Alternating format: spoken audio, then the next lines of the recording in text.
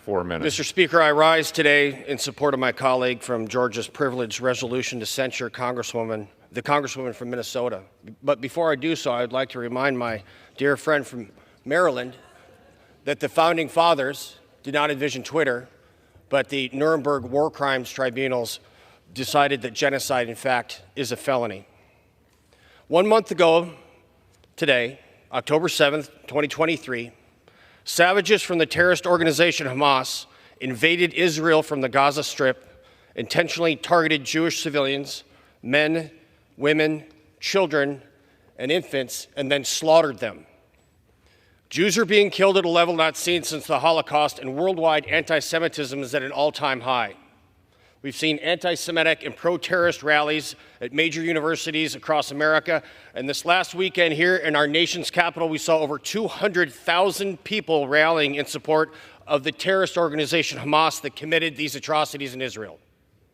They defaced our national monuments and the White House.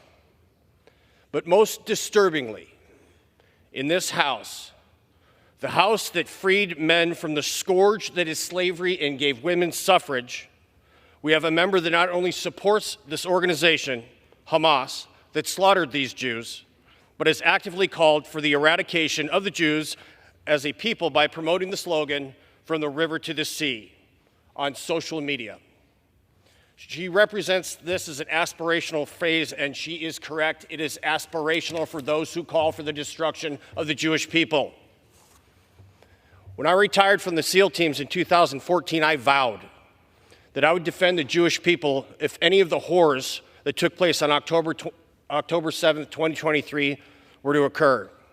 And following the murder of the innocents that took place on October 7th, I fulfilled that promise by visiting Israel. I visited with war-wounded soldiers in medical facilities, consulted with their military, various governmental officials, and I grieved with the families who had lost their loved ones to this savagery. I visited the kibbutzim, where infants were butchered by beasts, including one that was removed from his pregnant mother's stomach as she watched in horror before she herself was executed. I bore witness to these horrors that can barely be described, so that no one can ever tell me that these events did not take place and that Hamas is responsible for them and are enabled by those who parrot their slogans.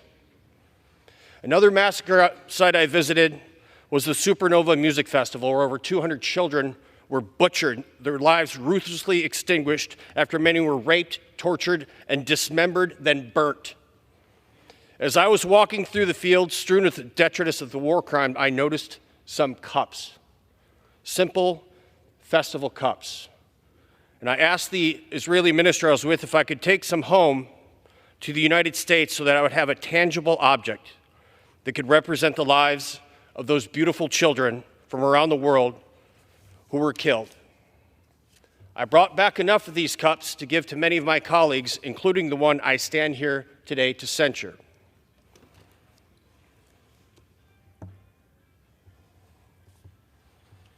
She and many other members of this House need to understand that these were human beings. They were not slogans or a flag or a chant.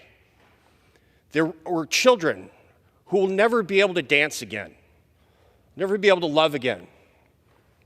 And most tragically, they will never be able to look into the eyes of their children they will never be able to bear.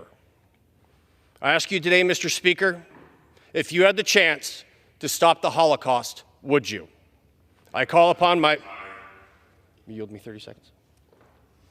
Move to yield for another 30 seconds, please. Gentleman's recognized for 30 seconds. I call upon my fellow colleagues from both parties to say yes. We would stop the Holocaust. We will not stay silent as the 21st century Holocaust unfolds before our very eyes. We will not. I cast my vote today to censure, to affirm our commitment to justice and in the defense of the Israeli people. With that, I yield back.